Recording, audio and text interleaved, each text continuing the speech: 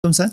Waalaikumsalam warahmatullahi wabarakatuh. Sehat, Ustaz? Alhamdulillah, masya Allah. Ya. Gimana Mas Klik, sehat? Sehat, alhamdulillah.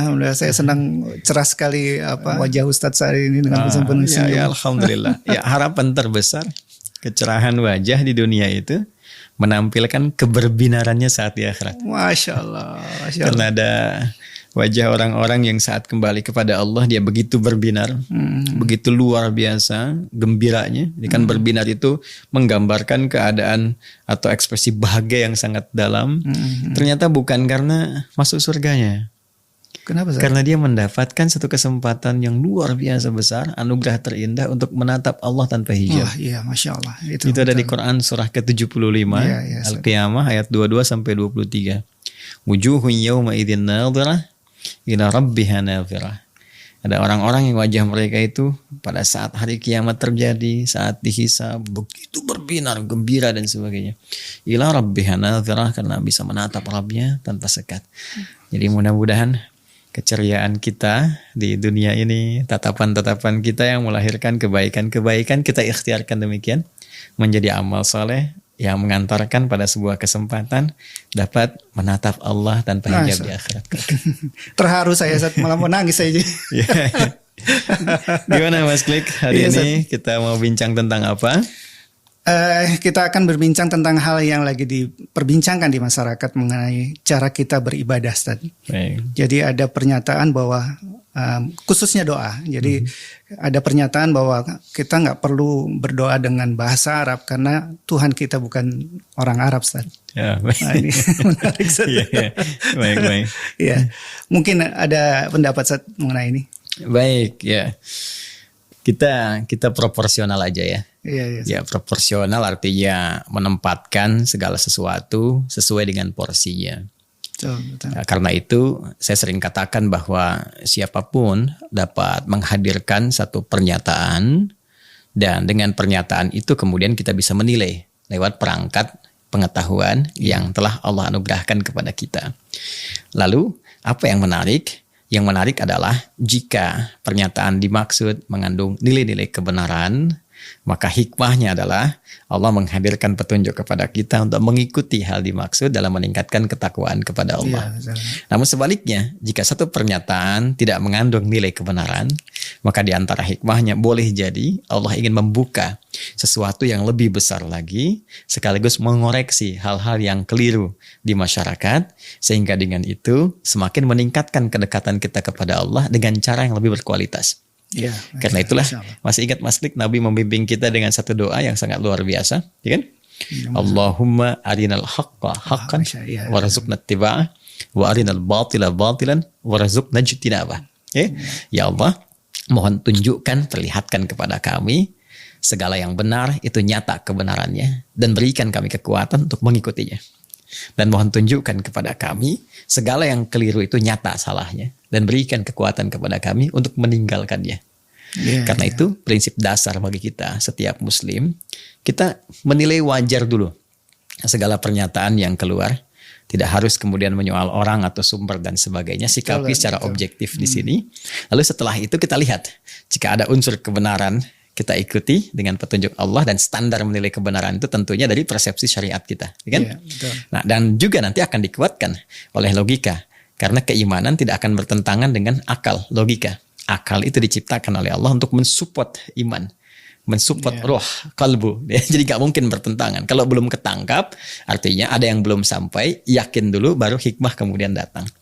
Tapi jika itu kemudian bertentangan dengan nilai kebenaran, kemuliaan, kebaikan, maka kita menilai dengan cara yang tepat, meninggalkan apa yang dibangun sebagai sebuah statement tadi itu, lalu kemudian mengisi dengan hikmah-hikmah kebaikan apa yang diinginkan di dalamnya. Betul. Dari sini kita berangkat untuk menilai. Indah sekali. Ya. Sekarang mari kita lihat ya, dalam tinjauan pengetahuan dulu. Kita baca dengan nalar dulu ya. Siap. Perangkat akal yang Allah anugerahkan kepada kita. Ini bisa diuji pertama dengan pertanyaan. Jadi menguji benarnya pernyataan, salah satunya nanti dalam ilmu logika, di mantik itu kita bisa uji lewat pertanyaan. Tapi contoh begini misalnya, Anda tadi mengutip pernyataan, bukan Anda mengatakan ya. Anda mengutip pernyataan, ya, Tuhan itu bukan orang Arab. Itu pernyataan. Kita susul dengan pertanyaan, lantas orang mana? Bisa terjawab gak? Kan? Nah, kalau itu melahirkan kebingungan dan sulit mencari jawaban, maka ini menunjukkan bahwa pernyataan yang dibangun itu rapuh. Ada persoalan. Karena sifat akal itu akan mengejar. Mengejar sehingga bisa diterima oleh nalar, dianggap sebuah kewajaran, dan dengan kewajaran itu ditransformasikan nanti kepada jalan pikiran kita yang membimbing ekspresi tubuh kita untuk bersikap. Itu standar berkehidupan kita seperti itu. Jadi kalau nggak bisa dijawab, orang mana ya? Nggak ketemu gitu. Nah, ini artinya apa? Premis yang dibangun ya berdasar silogisme menjadi sebuah premis, jadi pernyataan. Ini ada yang rapuh. Apa yang rapuhnya kita telusuri. Oh, ternyata ditelusuri memang Tuhan itu bukan orang. Nah, ini apa namanya, kelemahan kerapuhan di pernyataannya, sehingga bisa dikatakan adalah premis pertama yang dibangun itu keliru. Salah gitu kan, sehingga mengambil puzzle kata, bagian-bagian, menempatkannya dengan cara yang keliru. Katanya tadinya netral objeknya, ini Tuhan, itu orang Arab gitu kan, itu netral saja, tapi ketika digabungkan jadi salah. Jelas ya. Nah, dari sini kita ingin katakan bahwa sepakat ketika dicari tidak ditemukan, maka di sini kemudian kita dibimbing bahwa Tuhan itu memang bukan orang. Tuhan harus lepas dari nilai-nilai keorangan. Karena Tuhan bukan orang, nggak ada kaitan dengan orang, maka Tuhan harus dibebaskan dengan nilai-nilai keorangan. Satu, kan? Yang kedua, ya memang nggak ada kaitan dengan etnis. Jadi setiap yang terkait dengan orang, dengan manusia, dan kehidupan kemanusiaan, maka harus dibebaskan dan dilepaskan dari aspek-aspek dan sifat ketuhanan. Karena itulah di dalam Al-Quran kita temukan Allah Subhanahu wa Ta'ala, Tuhan yang kita yakini dengan syahadat kita, dengan kesadaran kita, dengan ucapan dan keyakinan kita, asyhadu an la ilaha illallah wa asyhadu anna Muhammadar Rasulullah. Allah sendiri mengatakan dalam Al-Quran bahwa Allah adalah Khalik, Sang Pencipta. Quran surah ke-15 ayat ke-28. Ya, ketika Allah berfirman, wa idz qala rabbuka lil malaikati inni khaliq.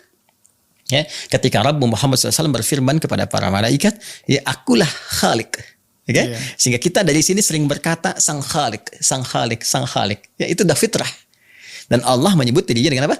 Khalik, Sang Pencipta. Segala yang dicipta oleh Khalik itu makhluk namanya. Ya, itu makhluk. Nah, secara sadar, logika kita secara nalar itu pasti akan membimbing kita bahwa sifat Khalik, karakter Khalik itu mesti beda 100%, 100% harus berbeda. Kalau ada di atas itu 1000%, 1.000.000%, mesti totally different. Harus sama sekali berbeda dengan sifat-sifat makhluk.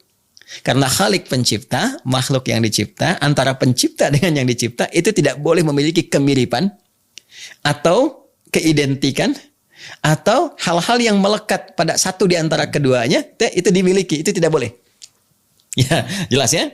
Karena itu kita memiliki kaidah dalam Al-Quran yang sangat jelas. Quran surah Asy-Syura, ya, surah ke-42 ayat yang ke-11. Ya, ketika Allah menyampaikan laisa kamitslihi syai', ya, laisa kamitslihi syai' wa huwas sami'ul basir. Ya, tidak boleh ada yang serupa dengan Tuhan, dengan Allah, dengan Khalik, dengan Sang Pencipta. Ya, jadi itu standar dasar. Jadi kalau Tuhan kuat, maka kekuatannya tidak boleh disamakan dengan makhluk. Ya, makhluk harus lebih lemah dibandingkan dengan Tuhan. Itu sifat dasarnya. Jadi semua yang dimiliki makhluk dari sifat, dari karakter, nggak boleh diserupakan dengan Tuhan. Kalau diserupakan, nanti setiap makhluk berpotensi jadi Tuhan. Jelas sampai sini ya? Nah, karena itu hikmah pertama yang kita dapatkan dari pernyataan dimaksud, kalau mengatakan salah ya jelas semua akan mengatakan dia keliru. Ini jelas gitu kan, karena orang itu bukan Tuhan. Ya kan? Orang bukan Tuhan. Tapi kalau kita dalami hikmahnya, kita katakan orang itu makhluk, ya kan? Orang itu manusia itu makhluk. Kalau manusia itu makhluk, maka pendalamannya adalah semua yang terkait dengan makhluk tidak bisa diklaim sebagai Tuhan. Karena Tuhan mesti berbeda, Khalik mesti berbeda dengan makhluk. Nah, sekarang kita dalami. Ya, sepakat lu nggak sampai sini? Sepakat ya. Karena itu siapapun orang yang pernah mendeklar sebagai Tuhan, dan yang paling menarik belum pernah ditemukan orang Arab ngaku Tuhan. Oh iya, betul. Coba cek ya. Iya betul. Coba cek. Ya, yang ada kan misalnya gini, Firaun. Kenal Firaun nggak? Kenal? belum. Mau kenal berarti belum. Ya, Firaun itu kan bukan orang Arab. Dan Firaun disebutkan dalam Al-Quran pernah ngaku Tuhan. Kan? surah An-Nazi'at itu, ya, surah 79 ayat 24, ya kan? Yeah. Ketika dia fahasyara fanada, mengumpulkan rakyatnya banyak, kemudian menyeru, dia mengatakan faqala ana rabbukumul a'la. Aku Tuhan kalian yang paling agung. Ya. Apa yang akhirnya yang terjadi? Tragis juga kan? Dia hanya dihancurkan dengan air. Allah jadikan air untuk memberikan pesan kepada dia, ya, sekaligus pelajaran kepada siapapun yang merasa tinggi bahwa ini aku turunkan air aja, kamu sudah hancur, ya. Dan dia menyadari akhirnya dia keliru. Ya. Namrud misalnya, Namrud itu di Babilonia, ya, di Mesopotamia lampau, di Irak masa lampau, dia punya kekuasaan yang sangat dahsyat sampai menjangkau sebagian Turki itu, ya, di kaum Ur dan sebagainya. Dia pernah ngaku Tuhan juga. Quran surah kedua Al-Baqarah ayat 258. Dan dia pernah mendebat Nabi Ibrahim ketika Nabi Ibrahim mengatakan akulah yang menuhankan Allah Subhanahu wa taala, dan Tuhanku itu bisa menghidupkan, bisa mematikan. Alam tara ilal ladzi hajja Ibrahim, kan? Apakah engkau tidak pernah menyimak kisah bagaimana Ibrahim itu, ya, berdebat, berdiskusi untuk menetapkan ketuhanan yang hak. Ya, ketika dia berkata Rabbiyalladzi yuhyi wa yumiit, ya, Tuhanku yang bisa menghidupkan, mematikan. Qala ana uhyi wa umiit, dia berkata aku pun bisa menghidupkan, mematikan. Wah, alhamdulillah Mas Lik gak hidup di masa itu. Wah, ya, kalau enggak bahaya tuh. Jadi dia panggil 2 prajuritnya, dia katakan nih, yang satu kemudian dia tembas pakai pedang, meninggal, yang satu dia biarkan hidup. Dia katakan nih, menghidupkan, mematikan. Kata Nabi Ibrahim, Tuhanku bisa menjadikan matahari terbit dari timur, terbenam di barat. Coba kalau kamu Tuhan, buktikan, balikan itu. Terbitkan di barat, terbenamkan di timur. Fabuhital ladzi kafar, maka orang ingkar ini, ya, orang ngeyel ini kemudian terdiam, ya, terpaku dan menyadari dirinya bukan Tuhan, dan memberikan pelajaran yang sangat dahsyat. Allah cuma kirimkan nyamuk. Makanya Allah tidak merasa kecil ketika memberikan contoh tentang nyamuk. Quran surah kedua Al-Baqarah ayat 26. Ya innallaha la yastahi ay yadhriba mathalan ma ba'udatan fama fawqaha. Jadi dikirimkan nyamuk, hancur tuh yang aku Tuhan. Jadi kecil-kecil, satu air, satu nyamuk, satu masya. Satu air, satu apa? Nyamuk kan? Nah, sekarang pertanyaannya, Namrud orang Arab bukan? Bukan kan? Jadi pernah ada orang yang ngaku Tuhan tapi diberi pelajaran oleh Tuhan yang sesungguhnya, hancur seketika. Baik, ya. Nah, karena itu Allah ingin memberikan kesan kepada kita bahwa semua hal-hal yang terkait dengan keorangan, kemanusiaan, kemakhlukan, itu tidak bisa kemudian sedikit pun diserupakan atau didekatkan pada sifat-sifat ketuhanan. Karena itu, kalau kita sudah sepakat sampai di sini, berarti kita juga sepakat bahwa semua yang terkait dengan sifat-sifat Tuhan mesti beda total dengan sifat-sifat makhluk. Sepakat ya? Sepakat. Oke. Kalau Tuhan kuat, kekuatannya harus sama atau tidak dengan makhluk? Jelas tidak sama. Tidak sama, ya? Oke. Kalau makhluk berpasangan, Tuhan berpasangan tidak? Harusnya tidak. Harusnya tidak, kan? Jadi ya harusnya memang tidak. Karena kan harus beda. Kan kita sepakat harus beda. Kalau sama atau ada kemiripan, berarti makhluk berpotensi di Tuhan. Ini jadi salah. Kan kita menuhankan itu karena kita mengetahui bahwa ini sungguh di luar, ya, kemampuan kita, di luar kekuatan kita, maha segalanya. Karena itu kita menuhankan. Kalau tidak, untuk apa kita menuhankan? Ya, kalau ada satu potensi di makhluk, ya, kekuatan-kekuatan, ya, lantas kemudian diserupakan dengan Tuhan, maka makhluk bisa berpotensi di Tuhan. Itu berbahaya. Ya, itu telah ditepis oleh Allah Tuhan yang sesungguhnya. Oke, kita kembali. Laisa kamitslihi syai'. Quran surah 42 ayat 11. Ya kan? Nggak boleh ada yang serupa, yang sama dengan Tuhan. Itu standar dasar. Baik. Kalau manusia berpasangan, waslik berpasangan, kan? Laki-laki dengan perempuan, suami istri. Hewan ada pasangan nggak? Berpasangan. Baik. Jantan, betina. Tumbuhan? Juga dengan putih, caranya. benang sari, gitu kan? Bahkan kehidupan juga warna berpasangan. Hitam, putih, malam, siang, baik, buruk, kan? Nah, semua itu makhluk, kan? Berarti kalau makhluk berpasangan, Tuhan nggak boleh berpasangan, kan? Quran surah 51 ayat 49. Wa min kulli syai'in khalaqna zawjaini la'allakum tadhakkarun. Dan semua yang aku cipta, kata Allah, semua aku jadikan berpasangan supaya kalian sadar cuma aku yang tidak punya pasangan. Yes? Nah, yang tidak punya pasangan, satu-satunya yang tidak punya pasangan, tidak punya turunan, disebut ahad namanya. Ya, jadi dia harus maha. Ya, Tuhan itu harus maha, harus tunggal, harus satu. Kalau satu tunggal itu bahasa singkatnya apa namanya? Bahasa Indonesia yang singkat padat. Esa kan? Esa. Ya kan? Berarti kalau dia esa, dia tunggal, harus maha kan? Karena maha nggak boleh ada 2, ada 3, nggak boleh bercabang. Maha itu kan artinya harus dimiliki segalanya di satu titik itu. Ya, kalau kita katakan Tuhan yang Maha Esa, artinya Maha Tunggal, Maha Satu. Karena itu kita orang Islam di Indonesia memahami Pancasila, ketuhanan yang Maha Esa, itulah sifat ketuhanan yang benar. Kenapa? Harus satu, nggak boleh bercabang, nggak boleh berketurunan dan sebagainya. Sepakat sampai situ? Sepakat. Baik ya, bahasa Arabnya disebut ahad namanya. Jelas ya? Oke. Yang kedua, kalau sifat, kan tadi orang ya, disebutkannya orang kan tadi. Baik, orang itu manusia kan? Baik, manusia menikah tidak? Menikah. Oke. Umumnya fitrahnya ada pernikahan, ya kan?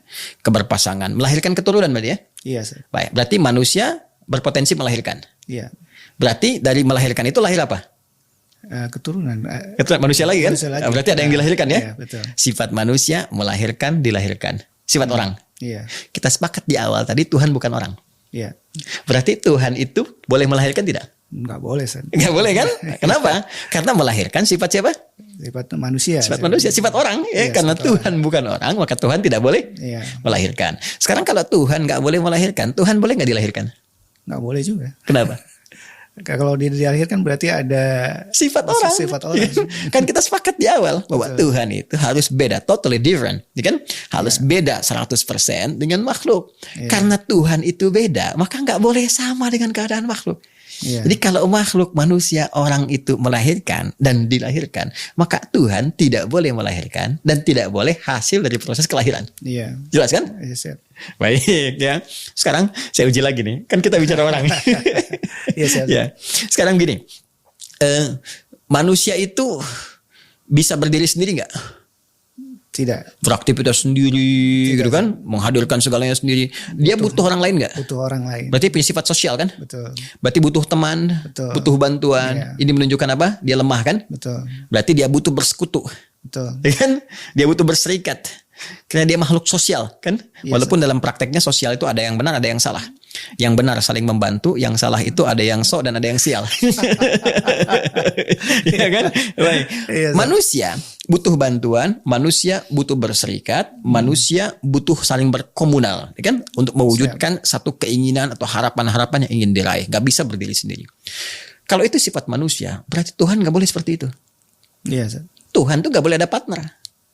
Kalau ada partner bukan Tuhan namanya. Yang berinisiasi atau yang secara fitrah itu berkecenderungan punya partner itu manusia. Orang, kan? Karena dia butuh itu untuk memenuhi kebutuhan-kebutuhan hidupnya, ya, capaian-capaian yang ingin dia hadirkan dalam kehidupan. Maka Tuhan tadi harus beda. Dia nggak boleh punya partner, nggak boleh punya serikat. Karena dasarnya Tuhan mesti beda dengan orang. Khalik mesti beda dengan makhluk, ya. Nah, jadi kalau kita ingin menanggalkan semua sifat-sifat ketuhanan dari kemanusiaan, dari keorangan, kita tanggalkan semuanya. Nggak boleh Tuhan itu berketurunan, nggak boleh berpasangan. Tuhan itu nggak boleh melahirkan, nggak boleh dilahirkan. Tuhan itu nggak boleh berpartner, sehingga menunjukkan dia itu lemah, nggak bisa punya kekuatan mandiri sifatnya. Dalam bahasa Arab, membebaskan, menanggalkan sesuatu, membersihkan sesuatu, sehingga hadir yang murninya saja, ya, yang beningnya saja, yang asalnya saja, itu disebut dengan ikhlas namanya. Akhlasa yukhlisu. Ya, akar awalnya adalah khalasa. Khalasa itu sesuatu yang bening, bersih, nggak bercampur dengan apapun. Orang Arab mengatakan hadzal ma'ul khalis. Ini air yang bening. Bukan air putih. Kalau air putih pakai susu. Saya pengen air putih, Ustaz, ya, kasih susu. Air bening yang bening, bersih, itu ma'ul khalis namanya. Al-ma'ul khalis. Kalau kita ingin membersihkan air misalnya yang bercampur, taruhlah ada kopi misalnya atau ada pasir macam-macam, kita ingin bersihkan dengan proses kimia tertentu sehingga muncul beningnya saja, maka orang Arab menambahkan hamzah berharakat fathah di depannya. Ya, dari kata khalasa, kata kerja asalnya, tambah hamzah harakat fathah, maka kha-nya jadikan sukun. Jadi akhlasa. Akhlasa, akhlasa yukhlisu. Sifat keadaannya yang bening, yang bersih, yang gak bercampur dengan apapun lagi disebut ikhlas namanya. Al-Quran di surah ke-112. Surah yang langsung Allah turunkan satu surah sekaligus, ya kan? diberi nama dengan Al-Ikhlas. Ada alif lamnya di situ. Iya. Ya, menunjukkan sifat ma'rifah, sesuatu yang khusus. Dan di dalamnya Allah ingin menjelaskan kepada kita bahwa ada sifat-sifat Allah. Di ayat ini akan disampaikan kepada kita yang harus dibebaskan. Ditanggalkan dari segala hal yang terkait dengan makhluk. Sehingga yang muncul yang murninya saja sifat-sifat Allah yang tidak sama dengan makhluk. Baik, tadi kita sepakat. Kalau makhluk berpasangan, Tuhan mesti apa? Tunggal kan? Tunggal. Ya, tunggal. Esa kan? Betul. Bahkan di Pancasila, ketuhanan yang Maha Esa. Nah, Maha Esa itu tadi saya katakan dalam bahasa Arab namanya apa? Ahad. Ahad. Ya, ada wahid, ada ahad. Ya kan? Ahad satu-satunya yang tidak boleh mendua, berketurunan, bercabang dan sebagainya. Maka pembuka surat Al-Ikhlas dibuka dengan apa? Qul huwallahu ahad. Oke. Yang kedua, karena satu itu, kalau Anda ingin meminta sesuatu, Tuhan kan pusat permohonan. Ya kan? Nanti kan Anda ingin susulkan kepada pembahasan tadi dalam doa kan? Anda singgung di awal, ada doa dan sebagainya. Kalau doa itu memohon pada satu titik atau banyak titik? Satu titik. Harus satu titik kan? Satu titik. Ya, nggak mungkin Anda mohon ke banyak begini kan? Pasti ada satu. Walaupun banyak ini tujuannya kan satu bisa merespon. Ya, kalau ada banyak orang begini Anda minta, tujuannya kan ke satu titik. Ya, diharapkan ada satu jawaban, ya satu sumber kesamaan yang dengan itu apa yang kita harapkan bisa terwujud kan? Iya. Nah, pusat sesuatu, titik sesuatu disebut dengan as-somad namanya. Dan Allah memberikan kepada kita gambaran rasionalitas yang menjadi titik permohonan itu hanya satu titik, ahad itu. Jadi kalau bercabang, itu akan memberikan keputusan yang berbeda-beda. Ya, karena itu silahkan Anda buka di Quran surah ke-21. Ya, Al-Anbiya ayat 22. Ya, ketika Allah menyampaikan kepada kita, "Lau kana fihi ma alihatun illallahu la fasadata." Anda bayangkan kalau dalam pengelolaan langit dan bumi ini, ya, universe, alam semesta ini, ada lebih daripada satu Tuhan yang menjadikan tumpuan hamba itu menjadi banyak sifatnya, ya. Maka Anda bisa bayangkan kata Allah, maka akan rusak pengelolaan alam semesta ini. Kenapa? Ketika Anda bermohon, ya Tuhan, aku minta begini. Tuhan yang satu mengatakan, jangan kasih dulu. Ntar kalau dia udah banyak tahajudnya baru kasih. Tuhan yang lain mengatakan, kita kan punya rasa kasih yang dalam, jawab sekarang. Tuhan yang lain mengatakan, ya udah tunggu aja sebentar, ambil jalan tengah. Berantem jadi. Kalau sesama Tuhan itu bisa berkelahi, bagaimana pengelolaan alam semesta? Ya, kita aja kan secara rasional mengatakan kalau 3 orang saja atau 4 orang, 5 orang lebih daripada satu menyikapi satu kejadian, satu hal, persepsinya bisa berbeda kan? Betul. Maka bayangkan bagaimana kalau Tuhannya banyak, kata Al-Quran la fasadata. Maka akan kacau, rusak pengelolaan kehidupan itu, alam semesta itu. Karena itu titik pusat itu mesti satu. Kembali ke Al-Ikhlas ketika Allah mengatakan Qul huwallahu ahad, baru disusul dengan Allahus Samad. Lalu dijelaskan kembali. Setelah satu titik ini menjadi pusat, kemudian permintaan, pusat kemudian penghambaan, pusat permohonan, lalu ditegaskan kembali. Ini mesti beda dengan sifat-sifat makhluk. Tadi manusia menikah, melahirkan dan dilahirkan. Melahirkan yalid, dilahirkan yulad. Maka ayat ketiganya apa? Lam yalid walam yulad. Oke, makhluk, orang butuh partner, butuh sekutu, ya, butuh bantuan, punya sifat sosial dan sebagainya. Allah nggak boleh membantu sesuatu, berpartner, kemudian menyinergikan, menambah kekuatan dari pihak-pihak lain, itu namanya kufu. Maka ayat terakhir mengatakan walam yakul lahu kufuwan ahad. Dia nggak boleh punya partner. Dia nggak boleh punya sekutu. Jadi Anda bayangkan nggak, dari satu pernyataan tadi saja Allah membuka hikmah kepada kita untuk belajar lebih dalam lagi. Ternyata hikmahnya kita lebih kenal surat Al-Ikhlas. Iya. Dan saya jadi sadar Ustaz, bahwa kenapa Allah menurunkan dengan bahasa Arab? Karena bahasa Arab itu sangat luas ternyata. Ustaz bercerita ini, saya dalam hati Masya Allah. Ternyata memang ada hikmahnya.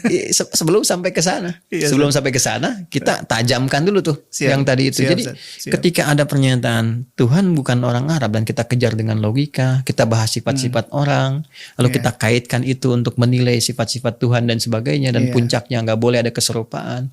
Lalu dalil Qur'annya ada, laisa kamitsli syai', logikanya ditampilkan, sampai puncaknya kita menyadari.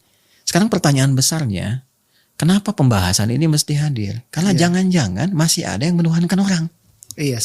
Sedangkan kita secara akal menyadari bahwa Tuhan tuh nggak boleh sama dengan orang. Kan tadi di awal kita mengatakan Tuhan itu bukan orang, kan?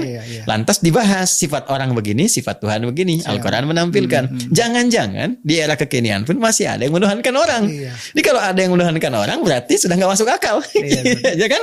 Kan nggak boleh sama itu. Nah, itu kinerja akal ya. Ini argumentasi pengetahuan. Ya, argumentasi pengetahuan yang tentunya bisa diuji. Ya, dan indahnya Al-Quran itu menampilkan secara objektif, bahkan mengajak, bahkan men-challenge, silahkan menguji. Secara logika silahkan, secara nas kalau ada ingin bandingan dengan yang lain silahkan. Sampai menemukan titik kesimpulan mencari kebenaran. Bukan ingin menetapkan sebuah pembenaran pada apa yang diyakini. Tapi mencari kebenaran sehingga melahirkan keyakinan paripurna. Ini yang dimaksud dengan ilmu yang didorong oleh sebuah kebenaran qa'iman bil qist, kebenaran yang berkeadilan. Sampai menemukan puncaknya. Itu yang dimaksud Quran surah 3 Ali Imran ayat 18. Syahidallahu annahu la ilaha illa huwa wal malaikatu wa ulul ilmi qa'iman bil qist. Orang-orang yang memanfaatkan potensi keilmuannya, perangkat pengetahuannya untuk mencari kebenaran dengan dasar yang berkeadilan akan menemukan kebenaran yang sejati. Ya, dan ketika titik itu disadari, kita akan menemukan kebenaran yang sesungguhnya. Ya. Karena itu saya ingin mengatakan bahwa di titik ini ada hikmah besar yang boleh jadi dibentangkan oleh Allah sebagai anugerah kepada kita semua untuk memperbaiki pola kita, dan pada akhirnya pola keyakinan kita, pola berketuhanan kita tetap dengan tampilan yang sangat indah, uraian yang sangat objektif. Allah masih menyampaikan dengan sangat luar biasa kasih sayangnya. Perhatikan kalimatnya, la ikraha fiddin. Lakum dinukum waliyadin. Kalau engkau sudah menemukan kebenaran pun, ya silahkan memilih. Nggak dipaksa kok. Coba dalam Al-Quran kita temukan itu. Al-Baqarah ayat 256. La ikraha fiddin. Nggak ada paksaan. Ya, untuk masuk ke dalam ad-din. Ad-din yang dimaksudkan Islam. Quran surah 3 ayat 19. Inna ad-dina indallahil Islam. Kemudian apa lagi? Lakum dinukum waliyadin. Silahkan. Anda yakini apa yang Anda yakini. Kami meyakini apa yang kami yakini. Ya kan? Setelah itu silahkan saling menghormati tanpa harus mengganggu, tanpa harus ikut-ikutan. Tapi ketika pulang kepada Rabb yang hak, Tuhan yang hak, masing-masing membawa pertanggungjawabannya sendiri. Objektif gak? Objektif. Indah gak? Ya, indah. Coba ditampilkan dengan logika, ditampilkan dengan dalil-dalil, dibuktikan dengan realitas dalam kehidupan, disampaikan jalur kehidupan pedoman yang sangat lengkap, yang sangat terukur. Setelah itu pun ketika menemukan kebenarannya, silahkan pilih. Tidak dipaksa, tapi masing-masing pulang membawa konsekuensi saya keyakinan. Jelas ya? Kalau sudah ini kita perjelas, baru kita masuk ke bahasa Arab. Ustaz. Ini jadi pelajaran akidah kita sekarang. Masya penting. Allah. Alhamdulillah di Mira kita bahas ini. Jadi kalau ngaji di Mira yang tiap subuh itu kita bahas, ini sudah hatam insya Allah. Bahkan ada ujian. Dalam sekali. Ya, sekarang gini, Mas Klik, sekarang saya yang tanya nih. Anda kan sering mengklik. Anda sering mengklik saya, makanya disebut Mas Klik gitu. Sekarang kenapa sih, gitu kan? Dalam ibadah itu kita menggunakan bahasa Arab. Ya kan? Sholat pakai bahasa apa? Arab. Adzan pakai bahasa apa? Arab. Quran bahasa apa? Arab. Kenapa harus bahasa Arab? Nah itu yang mau saya tanya ke Ustaz. Oke, iya kan? Sebetulnya sih sederhana. Kita bisa menjawab ya karena nabinya diturunkan di Arab. Ya, masa iya Nabi turun di Arab, Allah tetapkan dengan bahasa Inggris, kan nggak mungkin itu ya. Allah tetapkan dengan bahasa Sunda gitu kan, sehingga menjadi Sunda Empire di bentangan Jazirah Arab, kan nggak mungkin juga gitu ya. Jadi kan harus ada harus ada kesesuaian dengan lisan qaumi, bahasa Al-Quran itu dengan lisan atau tutur bahasa kaumnya. Ya, Nabi diturunkan, dipilih, ya lahir di Arab, maka dengan menggunakan bahasa perangkat setempat. Tapi nalar kita itu bisa menerawang jauh. Kan bisa aja Allah mengutus nabinya bukan di Arab. Iya, itu pertanyaan dasar. Ya, bisa di Asia, di Persia, di Eropa misalnya, ya, dan sebagainya, bisa di Roma. Hikmahnya apa? Saya mau ambil hikmah kebahasaannya dulu. Ya, nanti hikmah sejarah secara tata letak geografisnya untuk menampilkan dahsyatnya kebenaran risalah Islam, kita bisa hadirkan secara singkat. Ya, saya ingin masuk ke dalam bahasanya dulu.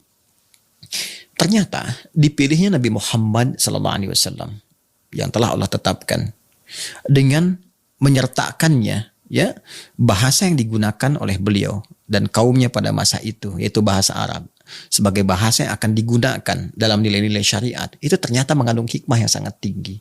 Saking tingginya Allah pilih itu ada satu ayat yang Allah tegaskan di Quran surah ke-12, surah Yusuf. Ayat kedua. Inna anzalnahu Qur'anan Arabiyya la'allakum ta'qilun. Ya. Sungguh demi keagunganku kata Allah. Ya, kalau ada inna itu inna taukid, inna pendeknya taukid, harfu nasbin wa taukidin tansibul isma wa tarfa'ul khabar mabniun 'alal fathi la mahalla lahu minal i'rab. Ya, huruf yang menguatkan untuk menancapkan informasi dalam jiwa dan enggak boleh ragu sama sekali. Lalu menggunakan na, singkatan dari nahnu, kalau ditujukan kepada Allah itu fungsinya ta'zimun nafsi li ta'zimi sya'ni. Menunjukkan keagungan Allah untuk memberikan pesan bahwa informasi yang disampaikan ini begitu tinggi. Agung sifatnya, besar. Karena itu segala yang istimewa ketika disampaikan. Kalau menggunakan inna, panjang itu inna, ini menunjukkan ada yang penting. Istimewa betul. Ya, masih ingat malam Al-Qadar? Yes. Di bulan Ramadan itu? Iya. Nah, itu kan ayatnya dibuka dengan tadi. Inna anzalnahu fi. Ini menunjukkan istimewa. Karena itu ibadah di malam itu nilainya tidak sama dengan di malam-malam biasa. Nah, kembali ke Quran surah 12 ayat 2. Inna demi keagunganku kata Allah. Ya, aku ingin sampaikan satu berita yang sangat agung, dahsyat. Jangan pernah ragukan, tancapkan pada jiwamu yang paling dalam. Anzalnahu Qur'anan Arabiyya. Ya, kami turunkan Al-Quran itu dengan menggunakan bahasa Arab. Apa tujuannya? Ternyata yang ditekankan di situ bukan karena nabinya orang Arab. Karena Nabi Muhammad lahir di Arab, bukan. Yang ingin ditekankan oleh Allah, la'allakum ta'qilun, supaya kamu pintar.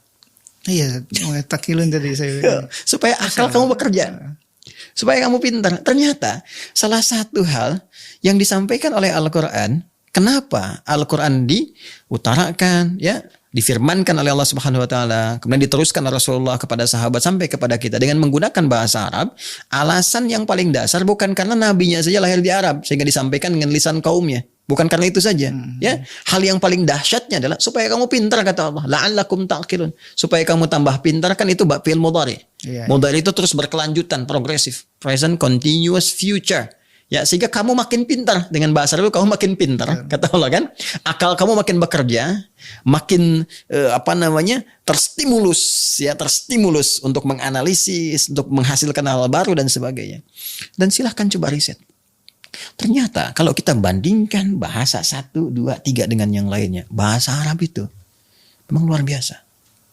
Ya, ini terlepas dari persepsi yang lain ya. Kita orang Indonesia, tentu kita menggunakan bahasa Indonesia, bahasa persatuan, kan bahasa kebangsaan kita, dan kita berbangga dengan menggunakan bahasa Indonesia sebagai warga negara Indonesia. Tapi objektivitas kita ketika kita membandingkan, menilai, dan ingin melihat bahasa Arab, karena di soal kita jelaskan. Bahasa Arab itu, kalau kita kemudian riset, karena saya sarjana bahasa Arab. Saya mendalami bahasa Arab karena mencintai Al-Quran. Untuk mengetahui keagungan Al-Quran, saya belajar bahasa Arab. Al-Imam Asy-Syafi'i mendalami puluhan tahun bahasa Arab untuk memahami betapa indahnya gitu bahasa Quran, mengetahui hukum dan sebagainya. Saya berikan beberapa contoh. Pertama, bahasa Arab menjadi istimewa karena menjadi satu-satunya bahasa yang semua hurufnya itu keluar dari semua tempat penyimpanan huruf dalam tubuh kita. Iya, betul. Di dalam diri kita ini kan ada suara yang keluar. Ya, suara yang keluar itu disebut bunyi. Ya kan? Bunyi itu kan sumbernya ada tempat suara, ada pita suara dari dalam ini. Terus pita suara itu kan ketika disupport oleh udara masuk, beredar dalam tubuh kita melalui rongga tertentu, ya. Nanti ada pita suara mencerna itu, keluar kan dari lisan kita, keluar jadi bunyi. Dari bunyi kalau bermakna kan jadi kata-kata, jadi kalimat dan sebagainya, itu kan? Itu kan melewati beberapa tempat. Semua tempat-tempat itu ketika dilewati oleh bunyi tadi akan mengeluarkan ciri khas. Ciri khas itu yang kemudian menjadikan satu dengan yang lainnya bunyi bisa berbeda. Dan itu ada 17 tempat. 17 tempat itu terwakili oleh huruf-huruf yang menyulam bahasa Arab. Yang kita sebut hijaiyah itu. Huruf itu dari bahasa Arab. Huruf itu jamak dari kata harfun. Jamaknya huruf. Ya kan? Tempat keluar disebut makhraj. Jamaknya disebut makharij. Maka di bahasa Arab kita kenal makharijul huruf. Dari mulai udara masuk ke dalam, ke sini. Diolah di dalam. Maka disebut dengan harful hawa. Tempatnya nanti di rongga yang paling dalam. Maka ada a, ada ha. Kalau naik ke atas lagi, misal dengan cepat saja. Di sini misalnya, di sini ada ha. Ada ain, a. Gitu kan? Halak, gitu kan? Nah, ini di kerongkongan kita di sini ada halak, a, ha, ya. Naik lagi ke atas lagi misalnya ada ghain, gha, ada qaf, ya. Sampai ke bibir, sampai ke sini masih ada tuh. Mim. Ya, mim, waw, ba. Itu ada di sini. Itu semua tempat dijelaskan. Dan dahsyatnya, walaupun setiap huruf keluar dari tempat yang sama, ha dengan ain makhrajnya sama. Kan? Mim, waw itu makhrajnya sama. Ya, dari bibir. Ha kemudian ain dari sini. Dari wasatul halak di tengah-tengah tenggorokan di sini, ya. Tapi ciri khasnya berbeda. Jika keluar bunyinya nggak sama. Ha, ya kan? Beda kan? Betul. Nah, itu disebut sifat namanya. Karakter sifat yang membedakan huruf satu dengan yang lainnya. Di Arab ada makharijul huruf, ada sifat huruf. Ya, sehingga kalau Anda belajar tajwid kan, kita pelajari itu kan? Ya, makharijul huruf ada sekian, sifat huruf ada sekian. Kita temukan yang tebal, yang tipis, yang ada udaranya tersaring, yang keluar kemudian semuanya. Itu ditemukan dalam bahasa Arab. Silakan Anda cari ungkapan-ungkapan. Kita hanya kenal konsonan vokal, tapi di bahasa Arab sampai kedalaman bagian tubuh kita itu digali. Betul. Satu. Yang kedua, bahasa Arab itu ketika dia digunakan sebagai bahasa komunikasi, dia mampu bertahan tanpa adanya penyempurnaan-penyempurnaan. Sehingga tidak dikenal dengan ejaan yang disempurnakan. Ya. Coba saya katakan kepada Anda, anta. Anta itu artinya apa? Kamu. Kamu gitu kan?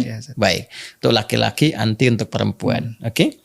Dari zaman Abu Jahal sampai abu-abu yang sekarang, kalaupun banyak abu misalnya gitu kan. Itu anta ya anta aja. Ya, anta ya anta aja. Jadi ente aja karena orang kita di sini. Anta ya anta. Sekarang dulu anta, sekarang anta. 15 abad. Kamu, ya kan? Wah, kamu. Jadi apa lagi tuh? Kamu bayangkan berproses. Sekarang malah di milenial jadi lu. Saya jadi aneh, jadi gue, jadi macam-macam, gitu kan? Dan banyak kalimat. Anda lihat saja. Ulama saja, ulama ya dengan ubaru kan beda. Ulama kan oe, baru kan begini kan. Kemudian DJ itu kan sekarang sudah nggak ada DJ kan. Yang J pengganti Y sekarang sudah pakai Y. Itu ejaan yang disempurnakan.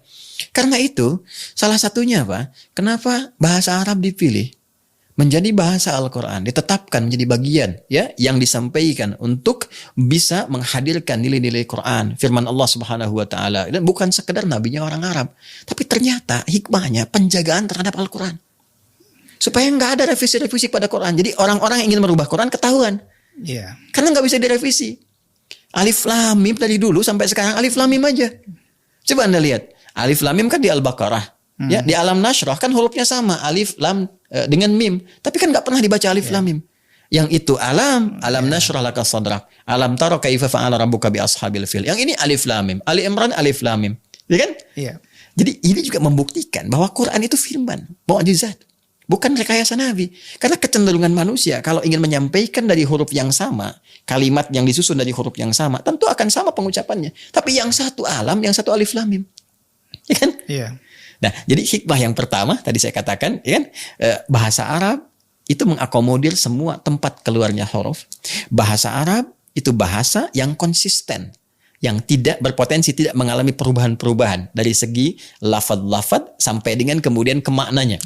Bahkan maknanya bisa meluas, kan, sesuai dengan keadaan, tapi katanya nggak berubah. Bisa nggak Anda temukan itu di bahasa-bahasa lain? Nggak bisa. Rasanya sulit. Makanya Al-Quran terjamin kebenarannya. Tidak ada perubahan dari awal diturunkan sampai sekarang. Salah satunya apa? Perangkatnya bahasa Arab. Silahkan cek. Dan Allah menjamin itu. Quran surah ke-15 Al-Hijr ayat 9. Inna nahnu nazzalna dzikra wa inna lahu lahafidhun. Kami turunkan Al-Quran sebagai pengingat. Supaya kalian ingat. Ini firman Allah. Supaya kalian ingat. Ini pedoman. Supaya kalian ingat bahwa ini adalah gambaran petunjuk kehidupan kita. Wa inna lahu lahafidhun, dan kami yang jaga. Di antara penjagaannya menggunakan bahasa Arab. Ya, 2. Mau tambah lagi? Silakan, 3. Ya. Bahasa Arab itu bahasa yang sangat unik. Karena dari turunan bahasa-bahasa ini, itu bisa kita menggali satu makna-makna tertentu yang dari makna ini bisa melahirkan cabang-cabang pengetahuan. Saya ambil contoh. Misal, pernah dengar syair? Syair ya? Nah, syair disampaikan oleh pujangga, diserap dalam bahasa Indonesia jadi syair kan? Syair. Itu syair. Dulunya orang dengan bahasa saja. Dia bisa bikin syair dengan turunan-turunan bahasa Arab tadi, dengan formula-formula tertentu, kalau orang-orang dulu zaman-zaman jahiliyah sampai awal masa-masa Nabi Muhammad SAW itu insting mereka langsung bisa bikin syair. Ya, ada intonasinya, ada iramanya, ada macam-macam dari bahasa itu. Yeah. Secara singkat, lantas kemudian di masanya Khalil bin Ahmad Al-Farahidi itu dianalisis kebiasaan orang jahiliyah yang fasih berbahasa Arab itu sampai membuat syair-syair itu dianalisis kok bisa ya ujungnya sama a terus huruf-hurufnya serupa gitu, harokatnya sama semua. Ya, dianalisis disimpulkan oleh beliau muncul cabang ilmu disebut dengan arud namanya. Arud. Ya, arud itu salah satu ilmu di bahasa Arab ya yang menganalisis kebiasaan orang Arab bertutur sehingga melahirkan syair yang dengan itu mengeluarkan formula sebanyak 16 formula disebut dengan bahar namanya. Maka muncul apa yang disebut dengan bahar tawil. Tawilun lahudun al-bukhuri fadailu fa'ulun fa'ulun mafa'ilu. Analisisnya dari mana? Syairnya Imrul Qais. Kifa nabki min dzikra habibin wa manzili bisaqtul liwa baina dakhuli fahaumali. Ada rajas, mustaf'ilun, mustaf'ilun, mustaf'ilun, mustaf'ilun, mustaf'ilun, mustaf'ilun.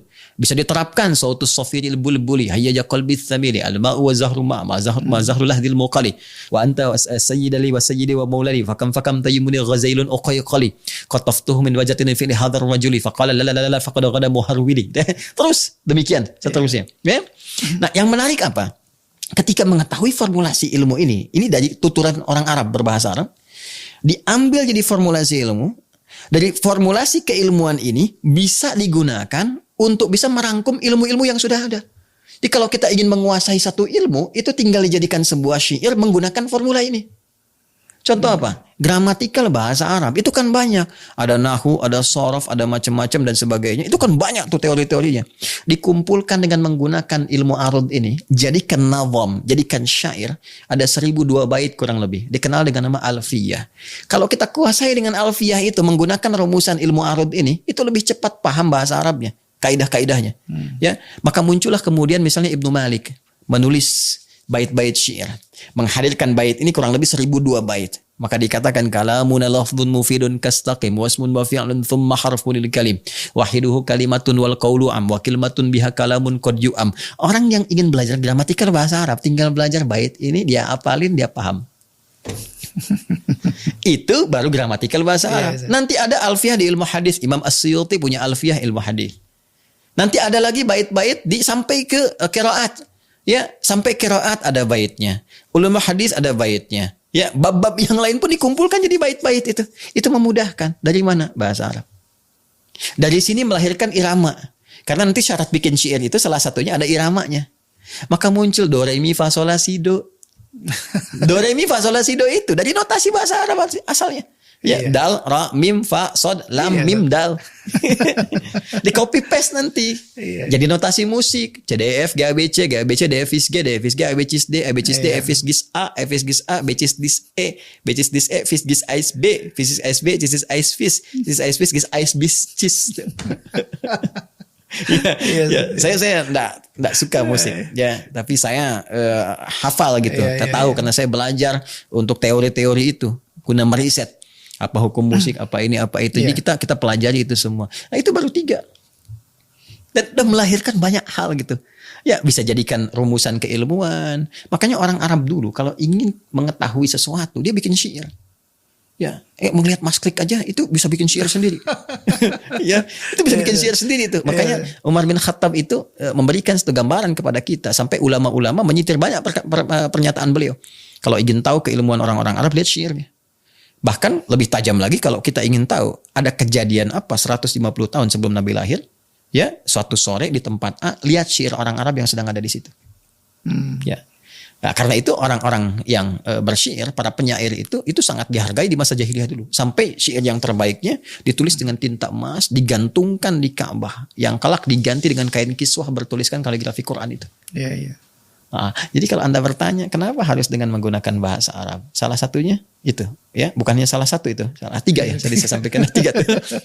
Ya, jadi 1 tadi udah, yang kedua juga udah, ketiga udah, yang keempat ini yang paling menarik, ketika dibawa ke dalam nilai-nilai ibadah, itu lebih terasa kehusyuannya dan kenikmatan penunaian ibadahnya akan berbeda.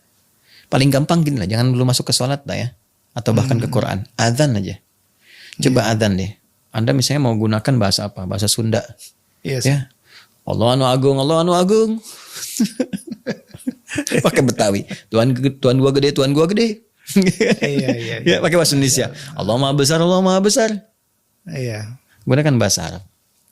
Iya. Allahu Akbar, Allahu Akbar. Bagaimana rasanya kepada jiwa? Iya. Sekarang bawa ke Quran. Iya. Makanya ketika dibacakan Quran dengan bahasa Arab, orang yang nggak tahu bahasa Arab pun bisa nangis, Pak. Iya, betul. Dibacakan dengan benar. Tadi makharijul hurufnya, hukum harakatnya, di mana ada bahasa itu bisa dibahas sampai detil. Harakatnya sekian harokat, fathah, kasrah, dhammah. Dhammahnya kalau bertemu ini jadi begini. Terus kalau ada ketemu huruf mati jadi begini, muncul hukum mad. Madnya dibagi nanti ada jaiz munfasil, jaiz munfasil dengan mad wajib muttasil. Ini sekian harokat, sekian harokat. Ini madnya kalau di ujung ada mad arid lisukun. Di mana ditemukan begitu? Dan ketika aturan itu dipelajari, yang paling dahsyat, Anda benar belajar tajwid, itu menjadikan lisan kita fasih. Fasih. Yes. Makanya kalau orang yang terlatih dari semua makhraj itu berpotensi menguasai bahasa-bahasa yang lain. Itu rahasia yang kelimanya. Jadi kalau kita terlatih mengeluarkan semua potensi di tempat keluarnya huruf, akan mudah kita bicara dengan bahasa yang lain. Makanya kalau bahasa Arab ini dikuasai, ini riset ya. Kita menguasai bahasa Arab dengan benar nih, keluar dari makharijul hurufnya. Anda jangan kira orang Arab semuanya bisa begitu, belum tentu. Gak semua orang Arab bisa bahasa Arab fasih. Apalagi yang kekinian. Ya, kok bisa Ustaz? Ya, semua orang Indonesia aja belum tentu bisa bahasa Indonesia. Betul. Ya kan? Jadi kalau itu dilatih keluar dari semua aspek-aspek tempat keluarnya huruf itu, maka berpotensi mudah menguasai bahasa yang lainnya. Dan ketika dikuasai itu jadi fasih sekali bahasanya. Dia keluarnya itu yang aspek kelimanya. Ya, karena itu kekhusyuan didapatkan ketika Anda baca Al-Qur'an. Ya, Quran surah ke-8 Al-Anfal ayat yang kedua itu. Innamal mu'minuna alladzina idza dzukirallahu wajilat qulubuhum wa idza tuliyat 'alaihim ayatuhu zadatuhum imana wa 'ala rabbihim yatawakkalun. Ya, sungguh insan beriman yang sejati itu ada cirinya. Kalau diperdengarkan nama Allah ada getaran dalam jiwanya. Kalau dibacakan ayat-ayat Allah kan Al-Qur'an. Bahasa apa? Ya, bahasa Arab. Zadatuhum imana. Imannya jadi bergejolak tuh. Ada kekhusyuan, ada respon. Wa 'ala rabbihim yatawakkalun. Dari situ ada dorongan untuk mendekat kepada Rabbnya. Ya, karena itu beda ketika kita mengucapkan Allahu Akbar. Ya, setelah bacakan ayat, surah, termasuk dalam doa. Karena itulah ada doa-doa yang memang langsung dicontohkan dari Al-Quran berbahasa Arab. Oleh hadis-hadis ini berbahasa Arab. Kenapa? Dengan tujuan-tujuan tertentu. Ada hikmah tertentu. Dan dahsyatnya pun, ini yang tidak banyak orang tahu. Ketika Allah mewajibkan satu doa atau ibadah tertentu menggunakan bahasa Arab, maka Allah berikan kelengkapannya untuk memudahkan itu dipahami, dicerna, bahkan dihafalkan. Saya tanya pada Anda, ya? Iya, Kita sholat kan? Bahasanya pakai bahasa apa? Bahasa Arab. Semua di muka bumi sholat pakai bahasa Arab. Orang Jepang bahasa Arab, ya. Asia umumnya bahasa Arab. Kemudian Amerika semua umumnya bahasa Arab. Saya katakan umumnya semua gitu ya, mencakup semua. Bahkan sampai Afrika sampai semua bahasa Arab. Ya, bukan hanya menunjukkan tanda persatuan. Risalah yang benar, semua satu arah, satu sisi, gitu kan? Menghadap pada kiblat yang satu, menuju pada Tuhan yang satu. Tapi yang paling dahsyat adalah ketika menggunakan bahasa Arab, kan tidak pernah orang mengeluh susah. Semua dijadikan mudah. Kok bisa gitu? Padahal sholat kan isi doa semua. Makanya dalam fikih sholat disebut dengan doa. Itu hikmahnya. Ketika Allah mewajibkan, dibikin mudah. Dibuat gampang. Bagi yang ingin berdoa dengan bahasa Arabnya. Kalau nggak pengen jadi susah juga. Ya kan? Ya, semua kan kalau kembali ke keinginan kita jadi mudah kan. Tapi yang paling dahsyat itu, apa yang kita kerjakan itu disupport kemudahannya oleh Allah. Ya. Dan yang paling dahsyat, Ustadz, semua kalau pengen juga bisa jadi mudah. Lihat, Al-Quran. Semua pengen hafal Quran. Tapi apakah semua yang ingin hafal Quran bisa jadi mudah? Belum tentu. Iya, betul. Ya, tapi yang paling dahsyatnya adalah Allah berikan perangkat kemudahan. Tinggal kita ambil perangkat itu sehingga Al-Quran jadi mudah kita hafalkan. Al-Quran bahasa Arab, jangan salah. Iya. Yang terjemahan tuh itu yang bahasa Indonesia itu terjemahan namanya, ya kan? Al-Qurannya bahasa Arab. Isinya banyak doa. Rabbana atina fid dunya hasanah, Rabbana la tu'akhidna in nasina aw akhtana dan sebagainya banyak. Tapi yang paling dahsyat, walaupun ayatnya banyak 6.236 ayat, tapi Allah berikan perangkat kemudahan. Dan dijamin lagi. 4 kali disebutkan jaminannya. Quran surah 54 ayat 17, 22, 32, 40. Walaqad yassarnal Qur'ana lidzikri fahal mim mudzakir. Karena itu enggak ada di muka bumi ini. Silahkan riset. Satu kitab suci manapun di muka bumi ini yang bisa begitu mudah dihafalkan oleh semua kalangan. Yang bisa melihat, hafal. Yang penglihatannya ditutup dari maksiat sehingga nggak bisa melihat, ya itu hafal. Yang kecil hafal, yang muda hafal, yang senior hafal. Al-Quran. Nah, ini yang ingin saya berikan gambaran. Jadi kenapa ada bagian-bagian doa baik dalam bentuk ibadah ritual ataupun doa-doa umum yang menggunakan bahasa Arab, bukan karena nabinya orang Arab, bukan sekedar nabinya orang Arab sehingga memberikan petunjuk dengan bahasa Arab, bukan sekedar itu, tapi ada hikmah-hikmah yang tidak tercover maknanya kecuali dengan menggunakan bahasa Arab itu. Ya, ada bagian tertentu yang kita nggak bisa ganti gitu karena nggak bisa tercover. Ya, bahkan nggak bisa tercover oleh terjemahan. Saya ambil contoh begini. Anda baca Al-Baqarah ayat kedua, ya setelah alif lam mim itu kan, dzalikal kitabul la raiba fihi hudal lil muttaqin. Anda lihat terjemahannya.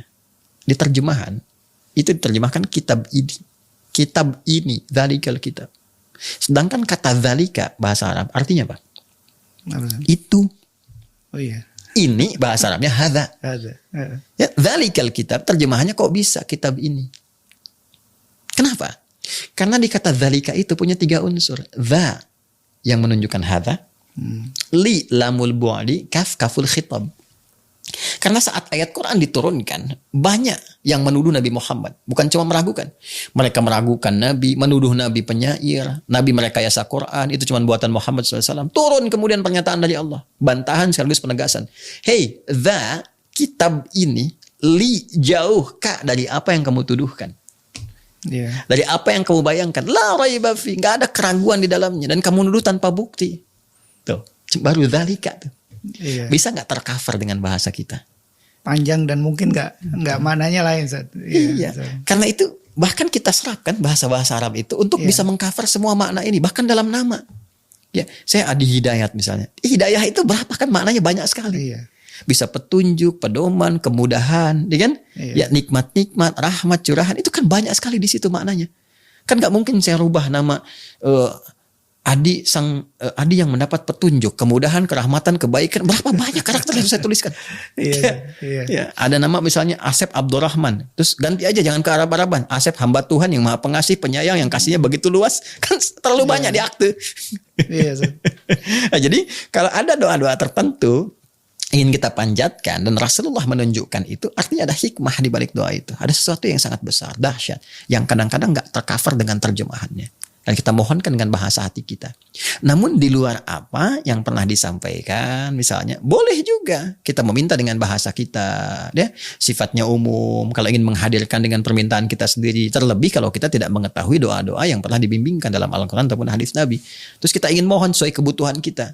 Kan juga boleh jadi kebutuhan kita sekarang tidak sama dengan apa yang dibutuhkan oleh orang di masa lalu. Sehingga orang masa lalu meminta kepada Rasulullah tunjukkan doa sesuai kebutuhan mereka. Kebutuhan kita ini nggak sama dengan orang dulu sehingga nggak kita temukan doanya. Boleh kita gunakan bahasa Indonesia. Lantas kita mengambil isyarat-isyarat kebaikan, ya petunjuk-petunjuk dalam Quran. Seperti apa? Menyebut nama Allahnya. Quran surah ke-17 ayat 110. Qulid Allah awid ar-Rahman ayyamat tad'u falahul asmaul husna. Sebut nama Allah yang sesuai dengan kebutuhan kita. Ya Allah ya Razzaq ya Al-Alim. Kita bisa katakan ya Allah ya Al-Alim. Aku besok mau ujian di kampus. Zaman Nabi kampus di mana? Maka mudahkan ya Allah dengan salah kemudahan yang telah Kau berikan kepada orang-orang soleh sebelumnya, kan? Ya Allah ya Razzaq, Maha Pemberi rizki, anugerahkan kekuatan rizki yang melimpah kepadaku. Besok aku akan ujian untuk masuk perusahaan. Zaman Nabi ada perusahaan apa? Kan? Boleh. Jadi silahkan bisa pakai bahasa Indonesia, hal yang kita butuhkan. Tapi dalam aspek ibadah yang telah tetap dengan menggunakan bahasa Arab, nah, di situ tidak berlaku hukum kreativitas. Ya, karena nggak ada hukum relativitas di situ. Jadi hukum relativitas nggak ada, kerelatifan tidak ada. Relatif ini nggak bisa, tidak. Tetap gunakan bahasa Arab sesuai dengan petunjuknya. Nah, kemudian di luar itu sesuai kebutuhan kita, silahkan boleh menggunakan bahasa Indonesia umum saja, tapi juga tidak harus kita kemudian menampilkan apa statement-statement tambahan yang justru mereduksi nilai-nilai kebaikan dari apa yang kita harapkan. Iya. Malah demikian. Ya, malah bahasa Arab itu memperkaya banyak bahasa, termasuk bahasa Indonesia.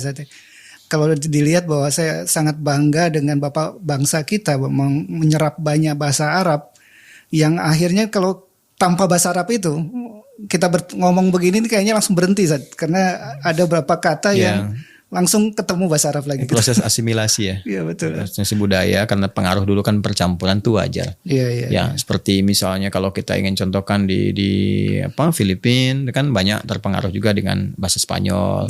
Di Afrika banyak dengan bahasa Perancis macam-macam. Karena pergaulan dengan orang Arab dulu juga menjadikan hazanah kebudayaan kita, kemudian terjadi asimilasi, percampuran. Salah satunya ada pengaruh ke sana, ya. Di samping tentunya juga aspek pendalaman kita kepada nilai-nilai keislaman.